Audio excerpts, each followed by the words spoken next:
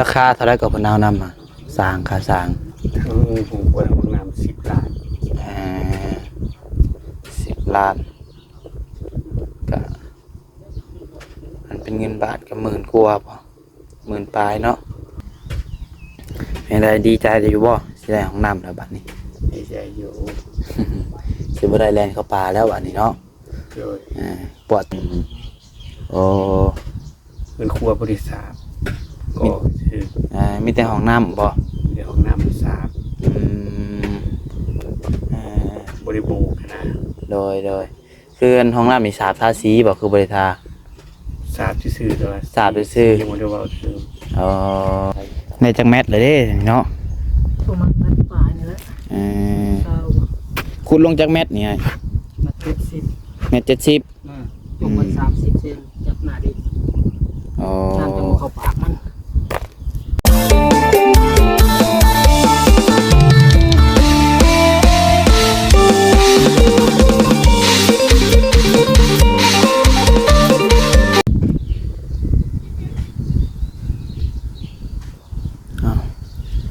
เปิดภาพขึ้นมาพี่น้องเนาะบรรยากาศครึ้มๆพี่น้องเอ้ยมื้อนี้ก็ได้ไปดูทางบ้านทางเรือนของลุงอาจเพิ่นอีกคือเก่าพี่น้องเนาะหลังจากที่ว่าเมื่อวานนี้บ่ได้ลงคลิปพี่น้องเนาะเรียกว่าคาเวียพี่น้องเอ้ยได้บ่ได้เข้ามาทางบ้านลุงอาจพี่น้องเนาะวันนี้ก็คือว่าบ้านนี้เห็นทางไอเตียงเพิ่นเข้ามาคุยกับสร้างเรื่องเศษน้องๆของน้ำของครัวบอกพี่น้องเนาะเดี๋ยวจังได้ก็สิพาไว้พี่น้องไปเบิ่งไปชมนำกันพี่น้องเนาะโอ้เขาเห็นทางสร้างเพิ่นเริ่มเข้ามาดำเนินการแล้วบ่พี่น้องเนาะยังไง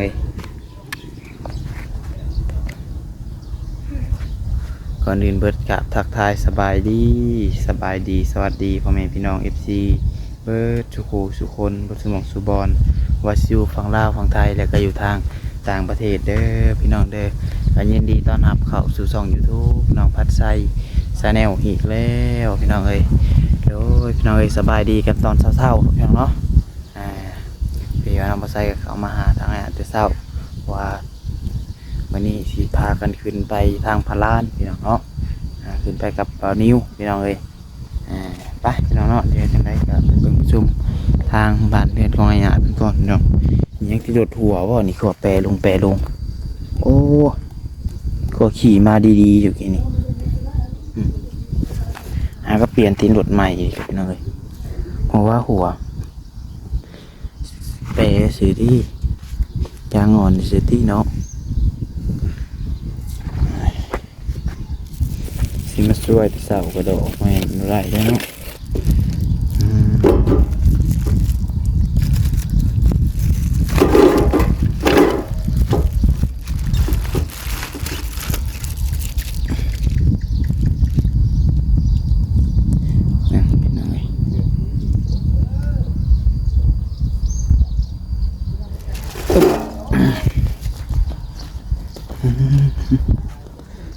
รถสร้างใส่พี่น้องเนาะ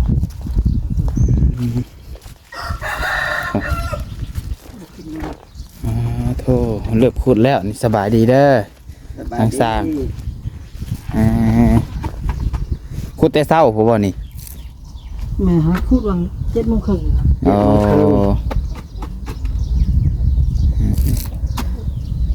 สร้าง4 คนป่ะแม่นแล้วอ๋อไอ้ดอกไว้ยีดอกสนอเป็นบัตรคนเลยบ่เดี๋ยวสบายลุงงานเอาไว้ก่อนนักทำก่อนสิก็นักนี่ถือโดนกะตุ๊บเอาไปไว้ก่อนเดี๋ยวจังรุ่งขึ้นทางนายอยู่เทิงพวกพี่น้องเนาะเห็ดสีเหลืองก็เฮ่อหมดนี่ฮะ3 แดงบ่สำนัดกันใส่อันนี้เนาะหากสังเกตได้เป็นทั่ว2 เหลืองเด้เราก็เหลืองฮะเด้น่ะผู้ใส่หมวกฮะ อืม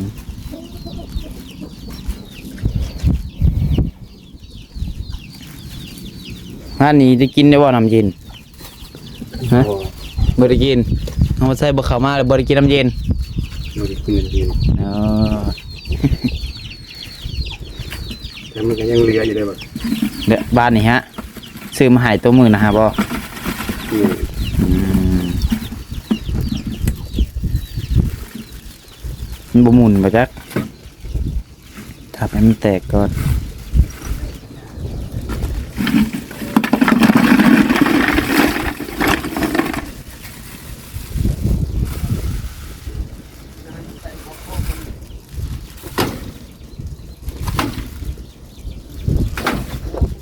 บริสุทธิ์เหลือบ่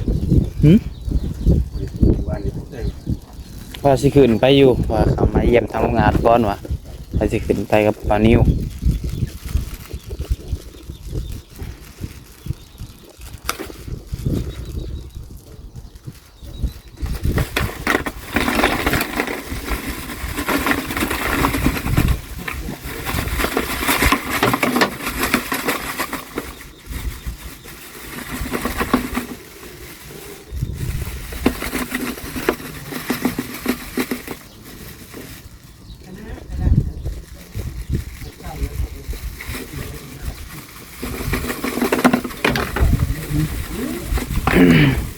พอดีเต็มเนาะพอดีเต็มกระติก เต็มหม้อ อืม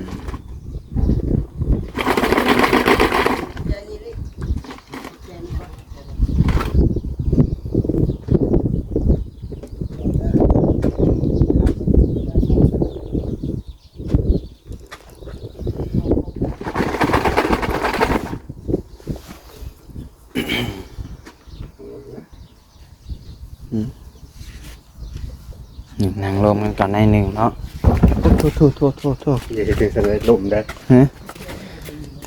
มาเดินมาหามือหนึ่งกินฮอดจะจ้อย เจ้าคือเนาะว่า อ้าวว่าอีหลีนี่แล้ว สบายดีอีกรอบหนึงเด้อน้องว่าใส่เด้อ เลยยายกินข้าวกินน้ำแล้วบ่ กินแล้ว ได้ยังกินแต่เช้าเลย กินเดี๋ยวไก่หัวไก่นะไก่กิน เลยมีคนเข้ามาหาแล้วบ่ ผู้เฒ่านี่ แมน ยังบ่มีใครเลย ยังมีคนเข้ามาเลย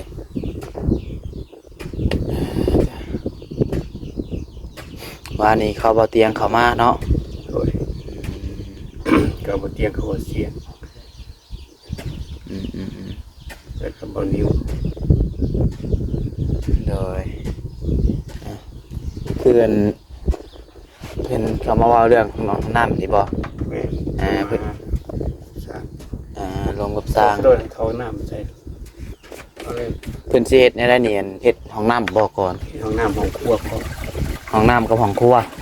แม่ เอาห้องครัวก็เฮ็ดเลย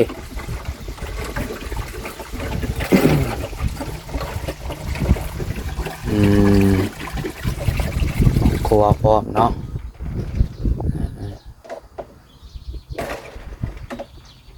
ห้องน้ำเพิ่นเฮ็ดเท่าไรหุ้นเท่าไรหูอยู่บ่ ยังบ่ฮู้ ยังบ่ฮู้ ก็สิแบ่งครึ่งบ่ได้เท่าใด2คูณ2คือว่า เฮ็ดติดกันเลยบ่ 2คูณ2คือว่า เสามาเอาเสาตัวนี้เนาะ แม่น ตั้งเสาตัวนี้ขึ้นเลยราคาเท่าไรก็เพิ่นเอานำมาสร้างค่าสร้าง ทั้งห้องครัวห้องน้ำ10 ล้าน 10 ล้านก็มันเป็นเงินบาทก็10,000 กว่าบ่10,000 ปลายเนาะมัน10,000 ปลายพี่น้องเอ้ย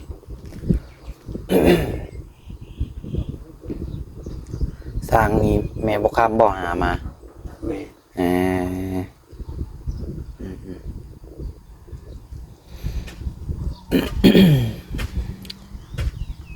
เป็นไรดีใจอยู่บ่สิได้ห้องน้ำแล้วบัดนี้ ดีใจอยู่ สิบ่ได้แล่นเข้าป่าแล้วบัดนี้เนาะ โดย ปวดตอนใดก็บ่ได้ย้านบัดนี้เรียนคราวนี้สบาย ขอโทษนำพี่น้องปวดแห้งๆจังลงมากก็ได้บัดนี้เนาะ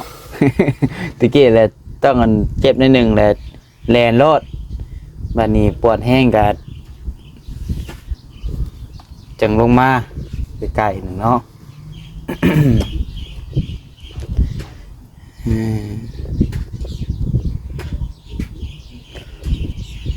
ล้านเป็นได้วันนี้เราตัดบริษัทเงินครัวออก2 ล้านเหลือ10 ล้านงบพอ โอ้ เงินครัวบริษัทก็คือ มีแต่ห้องน้ำบ่ เดี๋ยวห้องน้ำสาบ อืมอ่า บริบูรณ์นะ โดยคือห้องน้ำมีสาบทาสีบ่คือบริทา สาบซื่อๆตัว สาบซื่อๆ ยังไม่ได้ว่าคือ อ๋อ สาบซื่อ คือห้องน้ำนี่ก็ตั้งนับแต่ตั้งเสาก่อเนาะ รวมเบิดรวมเบิด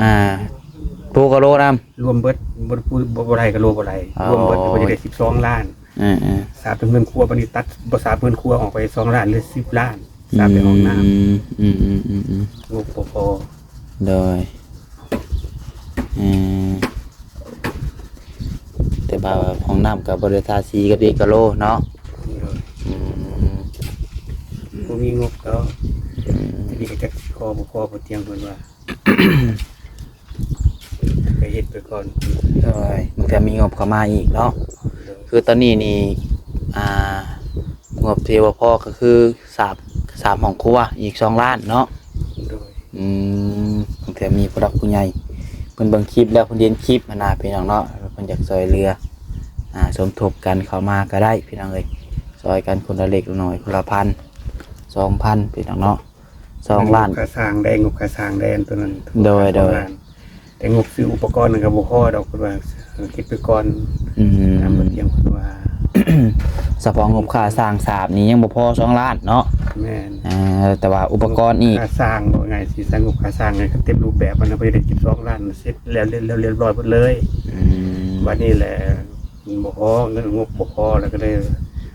ตัดลงบ่ทราบเงินครัว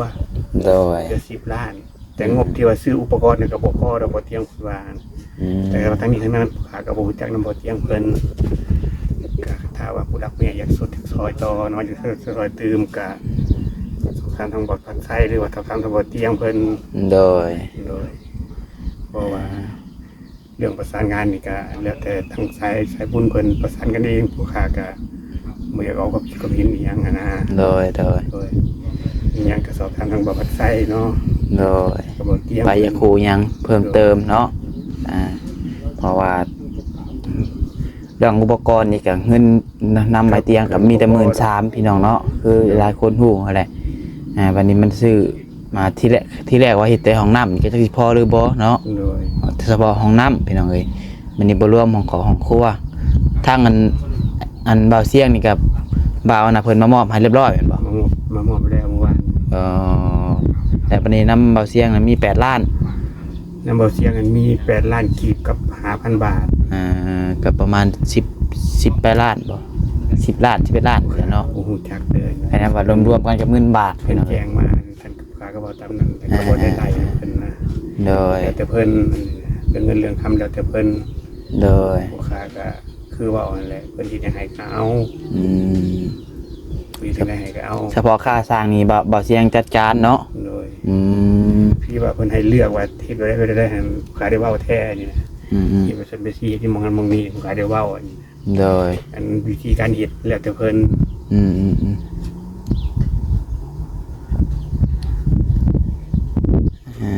คุยกันเมื่อวานนี้แหละเพิ่นก็มาลุยมื้อนี้เลยเนาะ โดย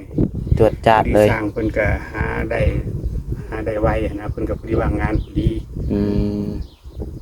เพิ่นก็เลยมาเฮ็ดเลยมาตกลงราคากันเมื่อวานนี้ก็มื้อนี้เพิ่นก็ว่าเพิ่นก็ลงมือเลย โดย เพิ่นก็พาเอาน้ำให้น้ำหน้าเพิ่นแน่เพิ่นสร้างเพิ่นก็ปูเฮ็ดให้เฮ็ดนาก็มี แม่นแล้วช่วงนี้กันเริ่ม เพิ่นก็ญาติเวลามา ดำ เฮ็ด หน้าเลยพี่น้อย เพิ่นก็ญาติเวลามาเฮ็ดอันแน่ให้ไว้เฮ็ดหน้าแน่ บางคนมันก็ดำเลยได้สำนี้นี่มีบอลดำบอลยังนี่เลยได้พี่น้องบางคนจนเขียวเฮาไปก็ไปเตียงมื้อน่ะกลายไปแถวบ้านหน้าจนเขียวเขายังแต่แถวบ้านเฮาได้ยังบ่ทันได้ด น้ำอะไรเรายังบ่มีน้ำเลย บางคนพอทางหน้าเพิ่นดูดน้ำดำเลยทางนั้น หยอดเอากับมีบางคนก็เลย คนยังบ่ได้หวานฮอดก้าเนาะ คนหาก็ได้กล้าก็มีฮะก็กล้ายังแทงนอกอยู่กับมี อืมอืมมีแต่ว่าถ้าเบิ่งไปนำกันพี่น้องเอ้ยเนาะว่าสิแล้วบ่คือบ่แล้วทางห้องน้ำของลุงอาจจ้ะห้องน้ำของครัวเพิ่นงบสิพอบ่หรือว่าแนวใด ขึ้นกับพี่กับน้องกับผู้ใหญ่ใจดีหั่นล่ะ แม่น ทุกสิ่งทุกอย่างกับบางคนผู้ใหญ่ใจดีหั่นล่ะ เลย เพิ่นที่เมตตาเพิ่นเมตตาว่าโอ้อยากให้แล้วก็เฮาก็แล้วเพิ่นบ่อยากให้แล้วก็บ่แล้วตัวนั่นแหละผู้ขาก็บ่ได้มีแต่มือสินิ้วย่อใส่ เลย ใช้เพื่อให้ใจพึ่งทุกทาน อืม แล้วแต่ทานที่เมตตาสงสาร แต่ว่าสู้ๆต่อไปเนาะเดี๋ยวจากมันต้องใช้เวลาพี่น้องเอ้ยค่อยเฮ็ดค่อยหยังไปแสดงว่าแล้วไวก็ยังดีเนาะแล้วก่อนยามให้ยามนาแล้วก็ยามพ้นนี่นะพี่น้องเอ้ย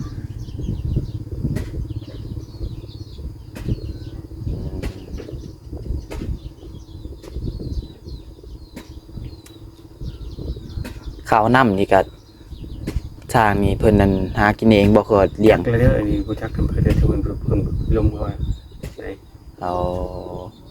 จานดาวเลี้ยงข้าวเลี้ยงน้ำคือกัน เรื่อยพุ่นเลย คือกันกับมันเพิ่นมาเฮ็ดเฮือนให้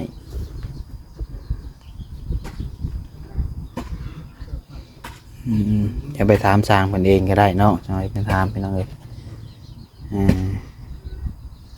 เดี๋ยวพาไปเบิ่งเพิ่นขุดคุม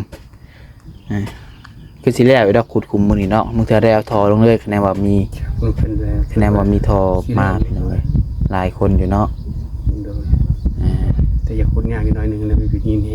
หินแห่บ่ โดย อืม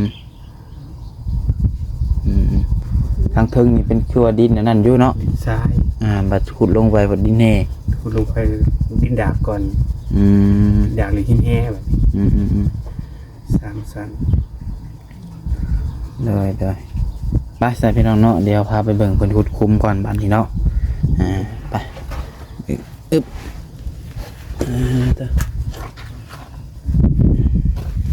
เอามาก็ซื้อแต่น้ำก้อนใหม่เพิ่นก่อนพี่น้องเนาะบ่ฮู้เพราะว่ายังบ่ฮู้ว่าสร้างเพิ่นมาเฮ็ดเวียกแต่เช้า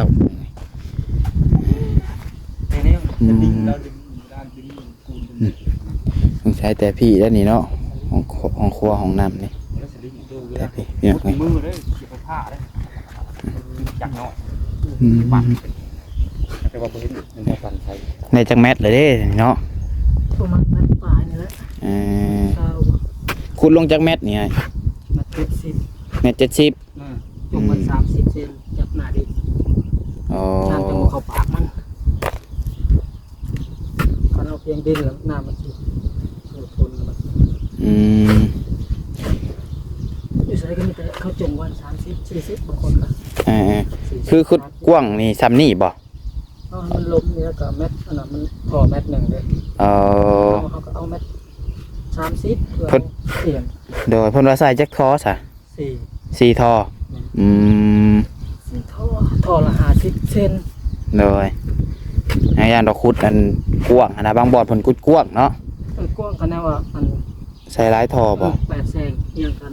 อันนี้ก็4อันนี้ก็4 อืม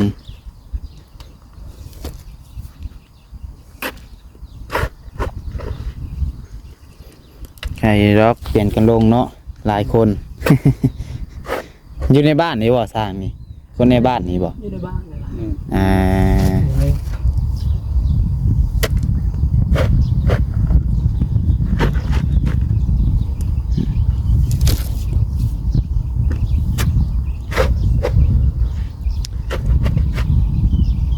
ส่วนหลายก็เฮ็ดอยู่แต่ในเมือง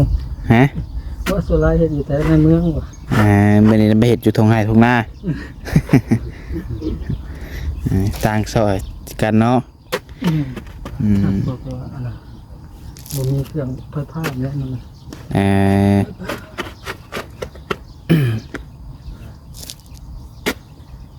มันอยากนำไฟเห็นแล้วเนาะอืม เดี๋ยวซีเนี่ยหรือมีไฟ มอดสว่านอะไรขายได้อยู่หั่นเด้อ หมอกดิกดมากดมันใส่ไพ่กดไหลใช้บ่ค่อยมี จังได๋คะแนนว่ามีเครื่องปั่นไฟเนาะ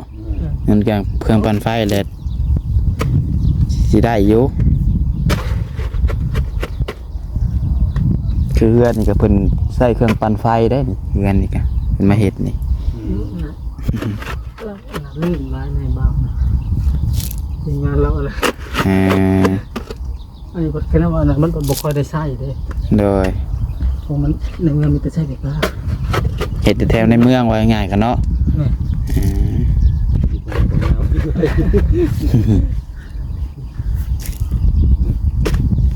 แล้วบัตรผู้ใดบัตรเพิ่นใช้อันไฟเพิ่นบางเทื่อทาง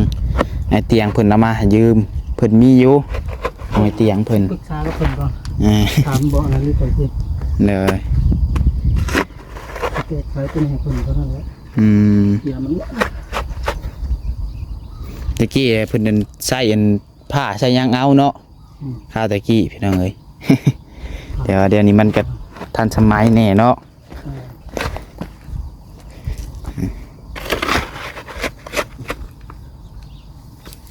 ขุดแล้วนี่ก็ถ้าแต่เพิ่นซื้อทอมาได้ลงเลยบ่ แม่ โอ้ ยันฝนตกเลย ฮะ ยันฝนตก ตกเลย โอ้มีน้ำได้หาเนาะ นี่แหละ เออ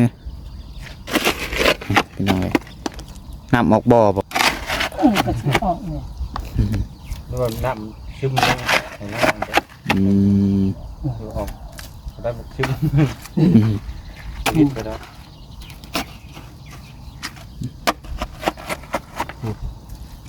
งานเบิดเลย ไปนำกันตลอดบ่ ไปอยู่กัน ห้องน้ำนี่เพิ่นเฮ็ดจังแมตรคูณจังแมตรนี่ไอ้ ของน้ โดย ำก็2คูณ2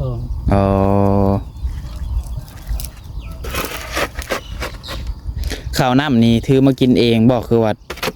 ทางนี้เพิ่นเลี้ยงเลย บ่ก็เมื่อกินไปเฮาแต่ อ๋อข้าวน้ำได้มากินอยู่เพื่อน แม่น อื มัน ม ก็บ่ได้ไกล อ่า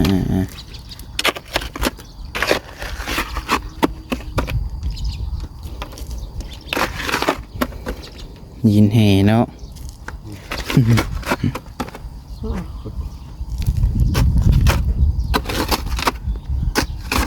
สิเหยียบเอาแต่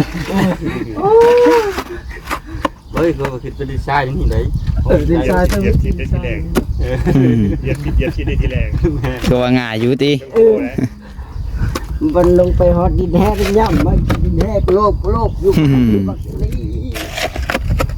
กูก็เห็นดอกนี้อันนี้แหละอันเจอดินแห้งไว้นะดอกนี้นี่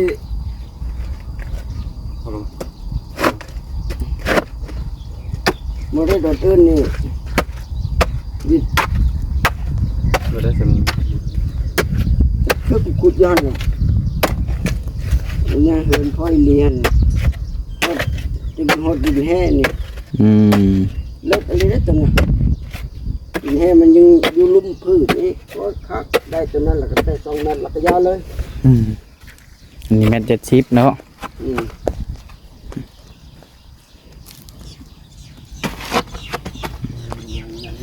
กะสิได้แล้วนี่เนาะแมตรปลาย 50 อ่า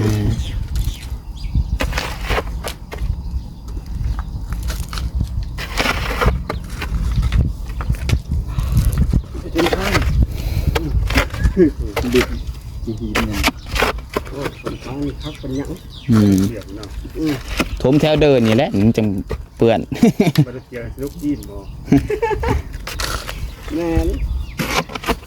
เดินทางหนาบังลี่ฮะตอนมันจิคุดมาทั้งคักอย่างนี้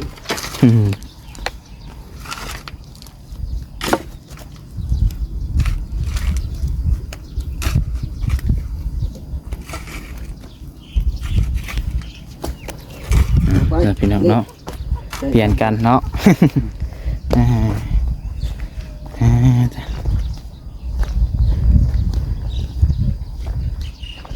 ใส่ที่แบบนี้ว่าสิเข้ามาบอกเข้ามาสัมปจักษ์พี่น้องเอ้ยเอ้าพี่น้องเนาะแง่ทรายเพิ่นก็มีแล้วพี่น้องเอ้ยก็จักสิพ่อบ่พ่อก็ต้องถ้าเบิ่งนำกันพี่น้องเอ้ยคันบ่พ่อนี่ก็ สิยากนี่แหละพี่น้องเนาะเพราะว่ามันยามพ้นแล้วจากเพิ่นสิมาส่งหรือบ่พี่น้องเอ้ยกระบี่ยางมันหดทางแบบนี้พี่น้องเนาะยานมันค่ารถค่าแหละพี่น้องเอ้ยโอเคเด้อพี่น้องเด้อสำหรับคลิปนี้ก็คือสิประมาณนี้แหละเนาะก็มาอัปเดต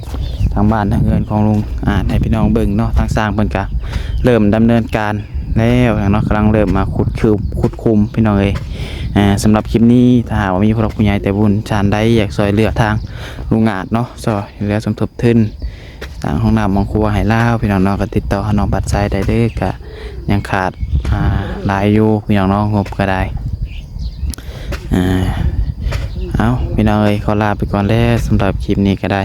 ขอบคุณFCทุกคนที่เข้ามารับชมเนาะขอให้ทุกคนอยู่ดีมีแรงสุขภาพร่างกายแข็งแรงอยู่เย็นเป็นสุขพี่น้องเอ้ยสุขกายสบายใจร่ำรวยเบิดสุขคนเนาะขอกล่าวคำว่าสบายดี